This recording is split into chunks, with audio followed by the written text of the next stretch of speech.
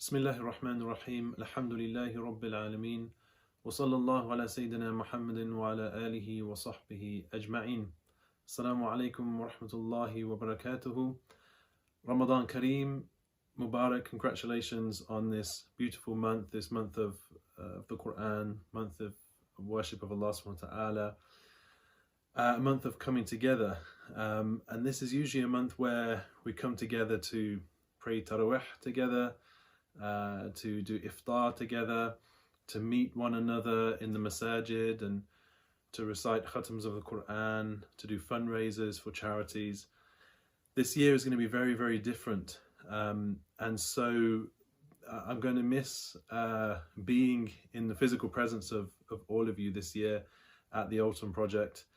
And I know that many of you in the community have expressed that sorrow and that loss for some of the gems of the previous Ramadans that we've had at the centre. So inshallah, each evening I'll be doing a short reminder, and these reminders are focusing on this strange time, on the COVID-19 situation, and it's going to be a short series which is named Openings from Isolation. So the Ramadan Openings from Isolation, inshallah. So, but again, congratulations for this month. Allah subhanahu wa ta'ala says, Ya ayyuhalladhina amanu, kutiba alaykumus siyamu kama kutiba ala alladhina min qablikum la'allakum tattaqun. O you who believe, fasting has been prescribed upon you as it was prescribed upon nations before you, la'allakum tattaqun, so that perhaps you will have consciousness of God, perhaps you'll get closer to Him, perhaps you'll have the mercy of Allah subhanahu wa ta'ala. So the new moon has been sighted, alhamdulillah, it's time for Ramadan, it's been prescribed upon us, and we need to get to this point of taqwa, of consciousness of God. And if we're not doing that, if we're not reaching that stage, then there's something wrong with our Ramadan. And as I said, this Ramadan is going to be very, very different to the Ramadans that we've witnessed before. But Islam is a feast of different types of worship. And you know, the more that you live Islam, the more you realize it's just a chance at every situation to gain rewards and to gain that closeness to Allah subhanahu wa ta'ala, whether through prayer or through meditation or through the dhikr of Allah subhanahu wa ta'ala, through visiting the sick, from saying a nice word to your brother or sister, to smiling in the face of your brother or sister. All of these things can just give you rewards. And so this Ramadan is going to be no different in terms of our ability to get that reward and our ability to gain the closeness of Allah subhanahu wa ta'ala. It's just going to be different in how we approach it. And as I said, there's a feast of different types of worship, and our diets have specific tastes. You know, we have preferences to certain foods, and we have preferences to certain types of worship.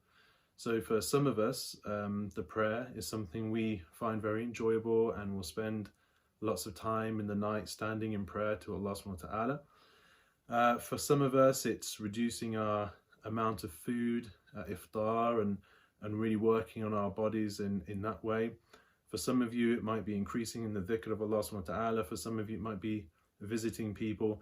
But you might have to adapt that this year, and that's not a bad thing. That can go against the nafs, because the nafs, even in ibadah, can get comfortable with things. It can become habitual. So if you're a person who very much enjoys going out to Tarawih and listening to the whole recitation of the Quran, you're going to be in your homes this Ramadan.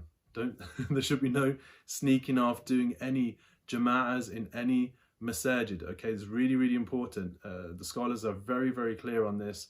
It's not only that there is now no congregational prayers, that it's a must that you don't do these congregational prayers. We must protect people. The first priority is do no harm.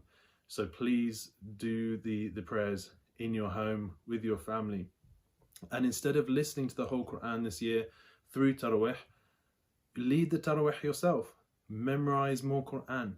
Become confident in the leading of the prayers.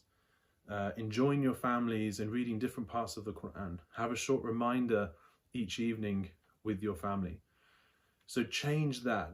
Rather than doing a khatam by listening to the khatam, read a khatam, an extra khatam of the Quran during the evening if you can. The time that you're going to save going to and from the masjid is extra time. So if you're that kind of a person, again, change your intention, change your approach to Ramadan this year.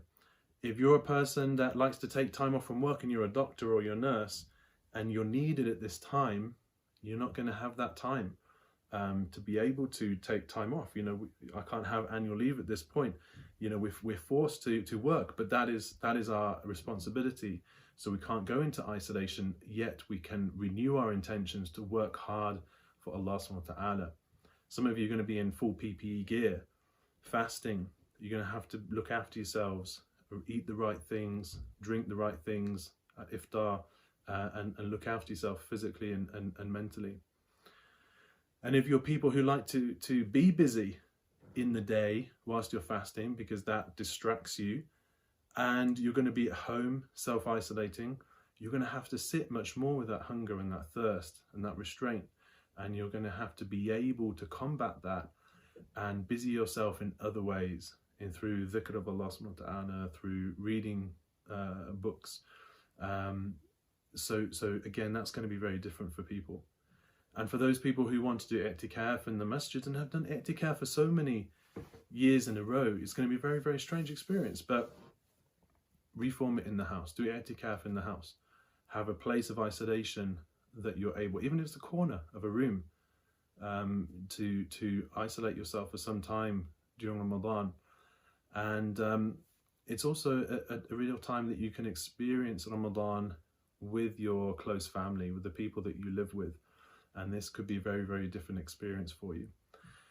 So what I'm trying to say is that even though there's going to be a loss in this Ramadan from our usual gatherings and getting together and the jama'ah, that there's still so many options for gaining reward, for gaining the closeness of Allah subhanahu wa ta'ala, for gaining the closeness of the Prophet sallallahu alaihi wa alihi wa sahbihi wa sallam.